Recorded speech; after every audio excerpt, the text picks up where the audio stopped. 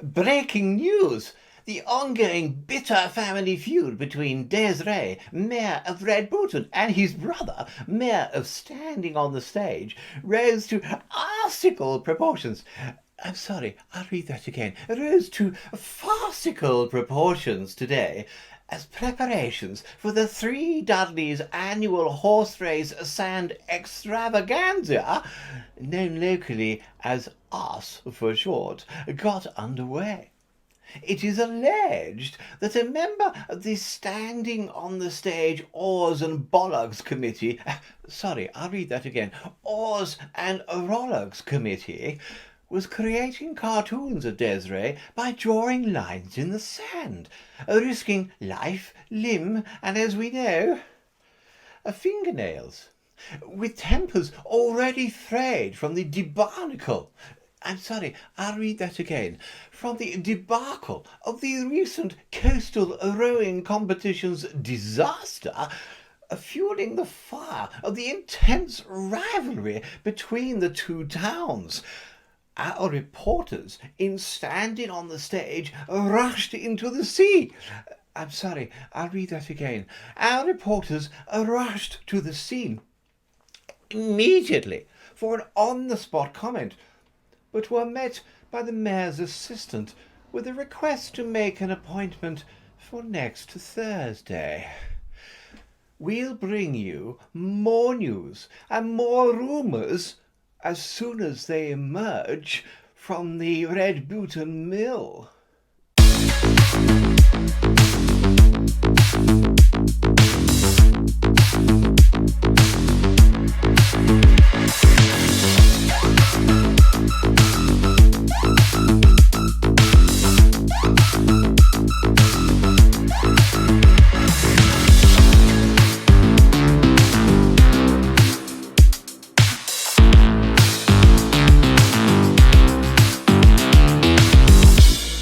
Why is scripting such a key speak performance skill? Now, in a bit of fun, our announcer has already demonstrated for us some of the risks. The risk of the immediate, the immediacy, the in-the-moment moments of getting caught out, of failing to deliver what you intended to deliver, thus having to correct yourself, so risking your reputation.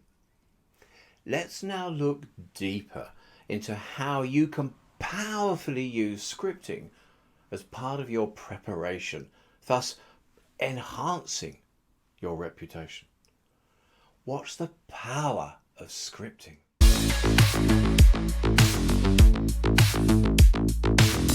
Scripting, dear boy, I've been chairing the Standing on the Stage Oars and Rollocks subcommittee since 1900 and whatever.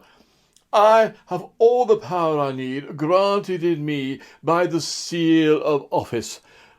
What? No, there's no seal in the office. Yes, that was the seal spotted in the estuary this morning. No, it's not in the office. Yes, we're talking about the seal of office. Yes, my office. No, my office, not my office. Yes, the door's not sealed. No, you don't need to call the locksmith. Unbelievable. You couldn't script this if you tried. Now, where were we? Oh, yes. I have all the power I need granted to me by the seal of office and the charter on the wall. I know what I am doing. For heaven's sake, dear boy, when was the last time that you felt that I, your mayor of Standing on the Stage, chairing the Oars and Rollocks subcommittee, actually needed a script?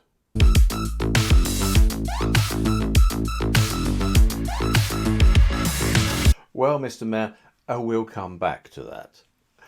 And perhaps how the debarnacle, I love that word, with the local news station could have been better handled. Also, When was the last time anyone listened to him? Really listened to him?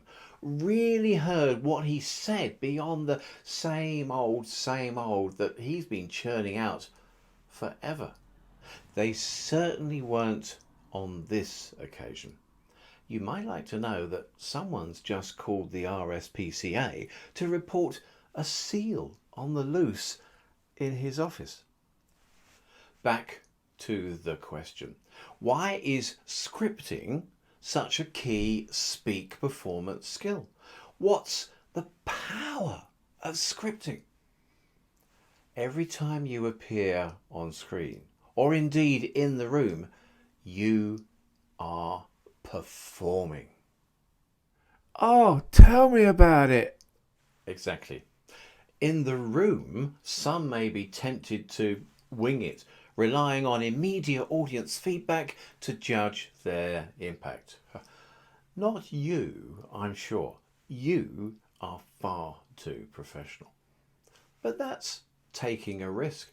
If you are delivering virtually, you have zero audience feedback. Nada. Zilch. Just you, alone with your looking glass of your laptop and the gorgon eye of your camera. Preparation is the key. Alongside speak performance tools such as echo, engage, compel, haunt and obsess your audiences. Also, the butterfly house paradigm for unlocking your audience's unique perspectives. Powerful scripting enables you to pull out set scripts for different sets on your performance stage. Now, it may be that when I say the word script, what you are imagining is quill pen on vellum, wrapped in pink ribbon, unfurled on stage in a piece of Shakespearean theatre. Or a smoke-filled room, fingers flying over the clattering keys of a typewriter as a murder mystery novel emerges from the scattered sheafs of paper. Today, it is more likely to be the whirring of a printer delivering neatly collated pages. Yet the principle still applies. Carefully crafted, carefully delivered words that confirm your authority also enhance your reputation. Let's look at some examples. Narrated scripts, your key presentation, your recorded webinar, written, scripted, rehearsed, delivered verbatim. We also have go-to scripts. An elevator pitch would be a prime example. Imagine something that is in your pocket at all times, always to hand. You go to it when you need to. Backup scripts are another example. Let's say you're taking part in a webinar where you are asked a very specific question relating to your expertise. Having a backup script in your back pocket, a well-rehearsed, carefully crafted, carefully constructed illustration of your expertise adds to your authority in the moment, enabling you to deliver your answer with greater impact. You can also tie these together in a looser structure. There may be times when you are put on the spot. Maybe an immediate opportunity arises where coherent, crafted content would benefit you now, which, if left, might be lost by next Thursday. I heard that, young man. You were supposed to. Let's look at your world. Maybe you are in a webinar or on a podcast and get a bit lost. No, never, surely not. Not you. It happens. Fear not. Your personal get me out of jail card is ready to hand. Funny you should say that. I've had to use get out of jail cards quite often over the years. If you gets what I mean. I hadn't quite intended the literal interpretation. Note to self, always be aware of who is in your audience. Back to your world. It's one of those moments when you have 20 minutes to fill due to circumstances entirely out of your control. You're on a panel, perhaps part of a webinar. Another speaker has had tech challenges or has simply failed to appear. The organiser, or their disembodied voice, quietly asks you to fill the void. Many would absolutely panic at this point, but not you. It's all good. You've got it. A handful of scripts in the background, in your back pocket. You're backed up, ready to go. Also, more likely to be called on again because you can be relied upon.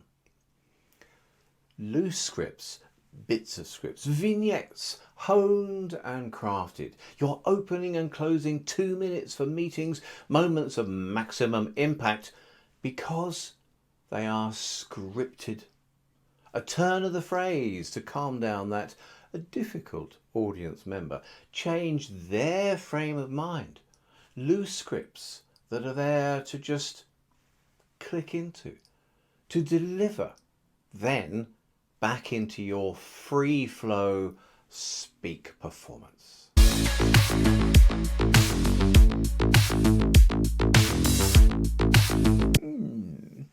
So, what you are suggesting is that if I had prepared scripts to hand about the 3 Dudley's annual horse race sand extravaganza, showing standing on the stage in a good light, I could have responded to the news channel's request immediately, rather than next Thursday.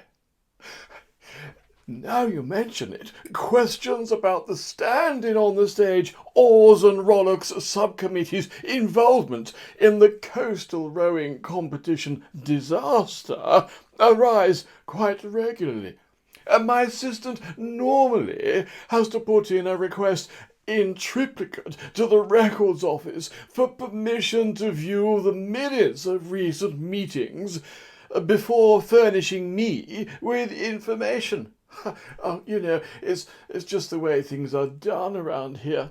But what you are saying is that if I had a backup script to hand, I could be ready to respond immediately. Exactly. Now, rival town mayors aside, a gamut of scripts equips you with a speaking arsenal to deploy as and when challenges arise. Narrated scripts, backup scripts, carefully created, lovingly rehearsed, greater impact adding to your authority. Then you could create scripts that are echo-based, engage, compel, haunt and obsess your audience. Butterfly house based, really understanding the makeup of your audience, enabling you to breadcrumb them in as and when needed in the midst of webinars, podcasts, panels that no longer faze you because you have the phrases to hand. Workshops are more successful because you begin with scripted touches of engagement as part of engage, compel, haunt and obsess. 6 points of slightly different engagement. Hellos, welcomes, touching senses, emotional impact, getting them thinking, making them laugh. Structured, scripted engagement. That's the power of scripting. Yet, we've only touched the surface here. Imagine being the speaker at your event who is remembered afterwards above and beyond other speakers, because you know how to use scripting techniques to capture the hearts, the minds, and the emotions of your audience. It sounds like I need this. I really do need this. Where do I sign? Namaste. This is Guru speaking. Guru is the speaking sensation of sensational speakers. And you will listen. Yeah, you will listen to Guru. Like your orifices are on fire, and I am the cooling spurties of water for your quenchings. People often ask me, Guru, they say, Guru, how did you be naked of the fortune? Well, I say, my fortune is my business, but I will tell you my secret, because it is you, and you are loyal to a Guru. It is all about the wheel of fortune. Fortune goes up and fortune comes down. It is erect and then it is flaccid. At this point, Ges Ray would say to tell you a story. Who needs a story? You prefer the data dumpies. Yeah. This all began 3 years ago when I was 25 years old. And like any other millennial of my generation, I did not want to do a job that was not of the mouth. Hard work is not Guru work. Let's just say that life was doing a number 2 on little Guru. So, I left my naked Germany and I went traveling all around Europe. I went to Belgium, where all the best chocolate is made. I went to Italy, where all the best pasta is made. Yum! And I went to Austria, where all the best Nazis is made. Oh, do not be shocked at this very powerful statement. They make all the best chocolate in the Belgium, despite what the Swiss may say. Then I went to France, where all the best cutting off the head machines is made. It's true, I use one all the time for audiences who do not listen to a Guru. Anyways, in the south of France, I met a man who had an olive growy, for the olive oil. He offered to sell me the growy for a single franc. A single euro, as I am a millennial after all. And he said to me, if you work the land and tend the trees and harvest the olives and be pressing the olives, you will make the finest wheel in all the world. I call this the wheel of fortune, he said.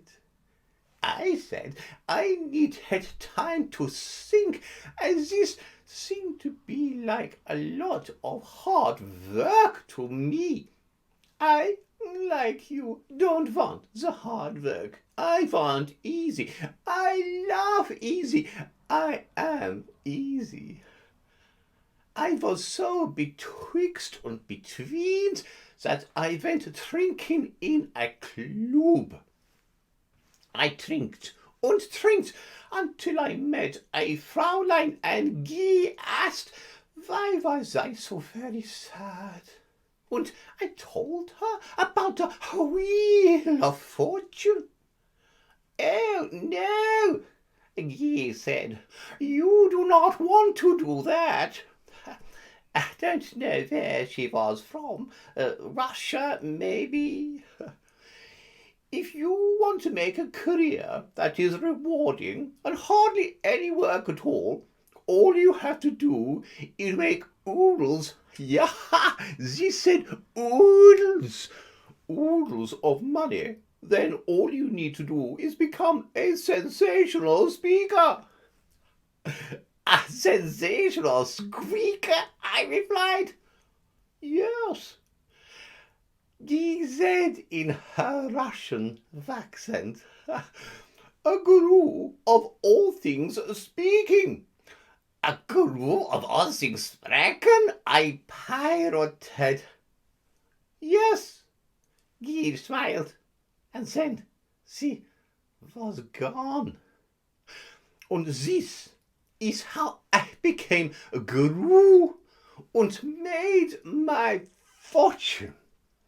The wheel of fortune is now actually a very successful product in all these supermarkets owned by that same Russian Fraulein from the club in France. Ha! Who would have guessed it? So, if you want to make an absolute fortune, be like Guru. Don't work hard. Don't make good choices of the mouth. And tell people any old scheitzer. They will listen. A Guru has spoken. Manaste.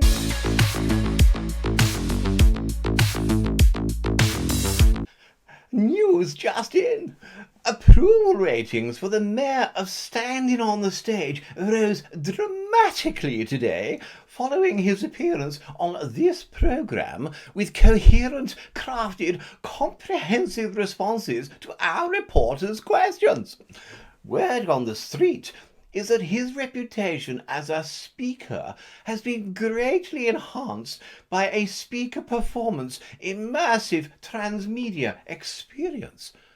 Our reporters are investigating this new phenomenon. Sorry, I'll read that again. Investigating this phenomena.